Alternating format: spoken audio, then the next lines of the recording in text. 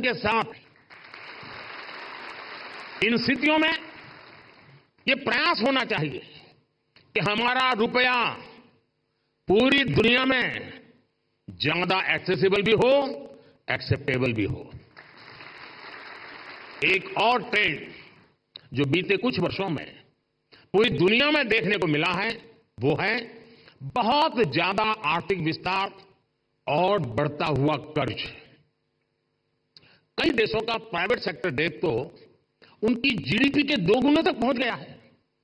कई देशों का डेट लेवल उस देश के साथ साथ पूरी दुनिया की अर्थव्यवस्था को प्रभावित करता है। रिजर्व बैंक को इस पर भी एक स्टडी करनी चाहिए।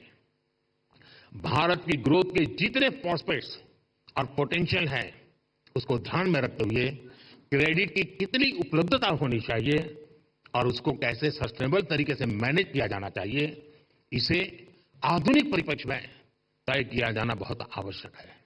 साथियों, देश के लिए जरूरी प्रोजेक्ट्स को फंडिंग देने के लिए हमारी बैंकिंग इंडस्ट्री को उसके आगे बढ़ना भी उतना ही जरूरी होगा। और इस आवश्यकता के बीच आज कई मोर्चों पर चुनौतियां भी हैं। एआई और ब्लॉकचेन जैसी नई तकनीकों ने बैंकिंग के तरीकों बदला है, पूरा तरीका बदल गया। बढ़ती डिजिटल बैंकिंग की व्यवस्था में साइबर सिक्योरिटी की भूमिका बहुत अहम हो गई है। फिनटेक में होने वाले नए इनोवेशंस बैंकिंग के नए तरीके बनाने जा रहे हैं। ऐसी परिस्थितियों में देश के बैंकिंग सेक्टर में, उसके स्ट्रक्चर में क्या बदलाव जरूरी है, इस पर हमें सोचना होगा। इसमें हमें नए financing, operating and business models की आवश्यकता हो सकती है। ग्लोबल चैंपियंस की क्रेडिट जरूरतों से लेकर रेहड़ी पटरी वालों तक की जरूरत को, कटिंग एज सेक्टर से लेकर ट्रेडिशनल सेक्टर्स तक की जरूरतों को हम पूरा कर सकें, ये विकसित भारत के लिए बहुत जरूरी है।